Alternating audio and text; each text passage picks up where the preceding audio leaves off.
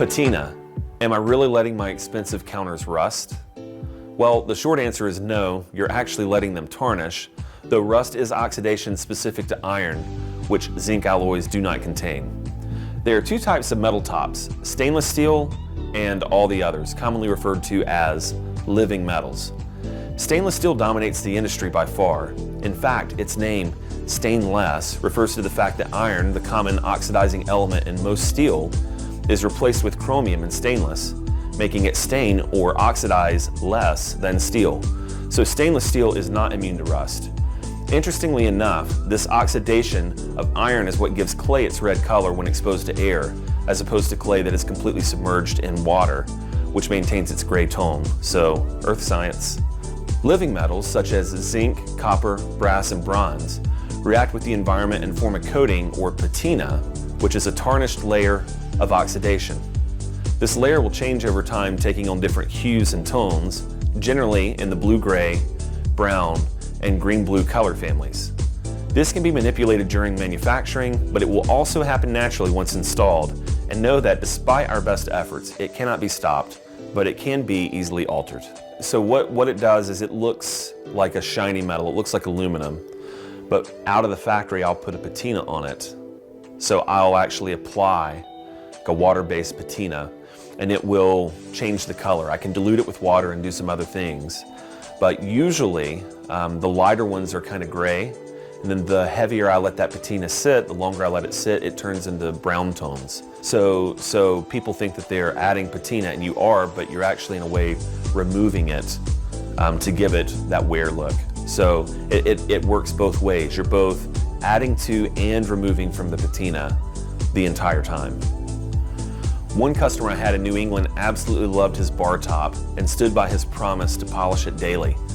When I checked back in on the project some years later, this same customer, possibly a little bit obsessive, was so tired of polishing this massive top. I could not believe he had kept up with this daily task for more than 2 years. The point here is that you have to understand your personality and the patina. You can invest the time to keep it completely polished and sacrifice your sanity, or you can let the patina tell the story of your defeat. Either way, you're going to end up with a beautiful product. If you want to polish your top and keep it super shiny, super pristine, you can do that, but it's going to take a lot of work. And then your top's going to tell the story of your work, right? Erasing the daily use, not the actual wear pattern that's developing on the top. And that's the desirable thing about it, because stainless steel just doesn't do that. I mean, it's cold, sterile, there's no record of what happened. So in a way, the countertops are the storytellers. Controlling patina is a double-edged sword. On one hand, you want your projects to appear a certain way and maintain that initial like-new appearance. But on another, that finish cannot fake the natural use patterns that develop over time as these tops are enjoyed in the field. Everyone in the industry fights this battle for education and understanding on a daily basis. Now, my take has always been, let the tops develop this natural wear from use, but avoid unnecessary handprint patterns when installing. This can be achieved a number of ways, but primarily by wearing gloves and by designing tops that 2 people can install. The larger the top, the more hands, and the greater the chance for unwanted handprint patterns from helpers who may not understand the patina process. In my opinion, the top should have an initial protective coating. This is usually our Canuba wax to seal the surface and retard the oxidation. This is not a permanent coating, however, and it should be reapplied as often as you don't want natural wear patterns to show through.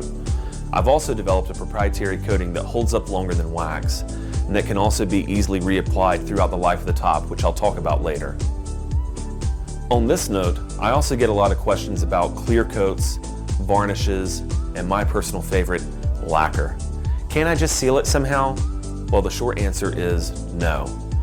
The patina, natural or synthetic, is a bond inhibitor.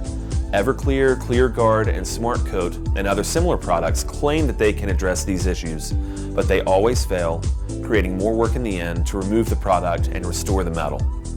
I have installed each of these in multiple instances, and I've seen each of them fail in multiple ways. They have their uses, but they are not for commercial bar top applications. You are much better off investing in a palm sander and some Scotch-Brite once a year, or paying a service to complete this task, than using a clear sealer on high-use living metal tops. You have been warned. I have found that handling during shipping and installation and the subsequent rogue handprints that form are often the biggest objection of customers. Photography is coming in to take promotional shots and someone has left a handprint right in the middle of the most noticeable shot. Because it's a new product, contractors are reluctant to touch it. More than once I was leaving a site and some unsuspecting contractor approached, Coke in one hand and sweat dripping from the other, and proceeds to wipe a 6-foot streak down the center of the project saying, "Nice top." This meant we needed some more time on site to remove that streak for photography. So for any metal top, I suggest you talk with your team and develop a plan before the tops even arrive. What is your strategy going to be, and get everyone on the same page? Are you going to start letting the tops develop wear from day one? Or do you want to install at night and immediately photograph the next morning? When will all this installation happen in terms of finish sequencing?